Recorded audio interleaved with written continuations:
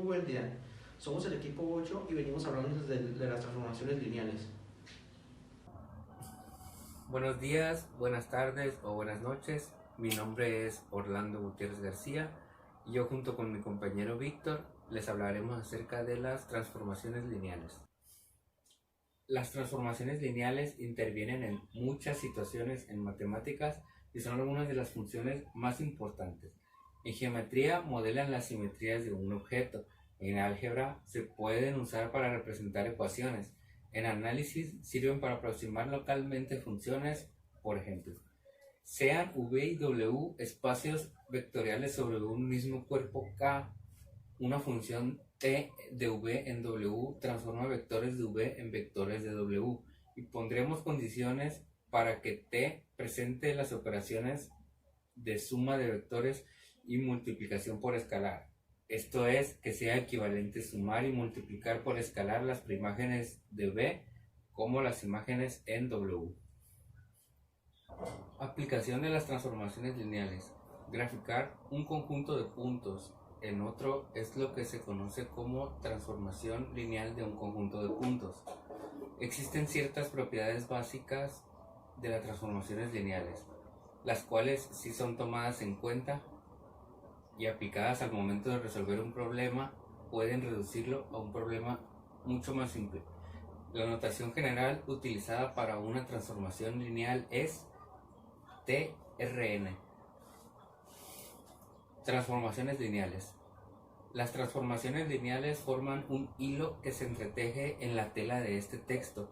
Su utilización mejora el sentido geométrico de lo escrito. Por ejemplo, en el capítulo 1 de este tema, las transformaciones lineales proporcionan una visión dinámica y gráfica de la multiplicación matriz-vector. Básicamente, una transformación lineal es una función entre espacios vectoriales, es decir, el objetivo es transformar un espacio vectorial en otro.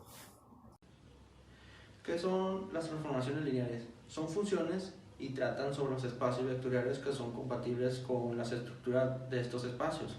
Por ejemplo, reflexión. Es cuando un conjunto de puntos dados es graficado desde el espacio a otro, que de tal manera el isométrico pasará como reflexión. Funciones lineales son funciones y tratan sobre los espacios vectoriales que son compatibles con las estructuras de estos espacios. Por ejemplo, reflexión es cuando un conjunto de puntos dados es graficado desde el espacio a otro, que de tal manera el isométrico pasará como reflexión. También que se puede realizar con reflexión, se puede realizar también con respecto a una matriz, de tal manera que los ejes sean el eje X o el eje Y. Es como realizar una operación de multiplicación de los elementos del conjunto puntos dados con el término de escalar hacia la dirección que debe ser expandido. Porque como dice aquí, punto 2,3 a grados del espacio 2 de la dirección. Punto obtenido, donde quiere que la gráfica sea, que tenga su punto. Con una gráfica que vemos a la siguiente situación como sigue. En este caso la situación es más sencilla, ya que claramente tenemos dos triángulos rectángulos, como se puede ver aquí, que son congruentes donde T queda definida como T1, unidad 1 y unidad 2, igual a unidad 1 menos unidad 2. Esta transformación se llama la reflexión sobre el eje X, como claramente se puede ver por este ejemplo, que simboliza a este ejemplo. Más adelante les voy a mostrar un formulario para hacerlo más sencillo. El siguiente tema es dilatación, más conocido como expansión. Una dilatación es una transformación que incrementa la distancia, sea b igual a 2,4. Encontrará la expansión vertical cuando k igual a 2, expansión horizontal k 71, como dice en las diapositivas. Más adelante les enseñaré un ejemplo de expansión. En contracción no se puede explicar muy bien. Contracción. Una contracción es una transformación que decrece de distancias. Bajo una contracción, cualquier par de puntos es enviado a otro par de distancia, estrictamente menor que la original.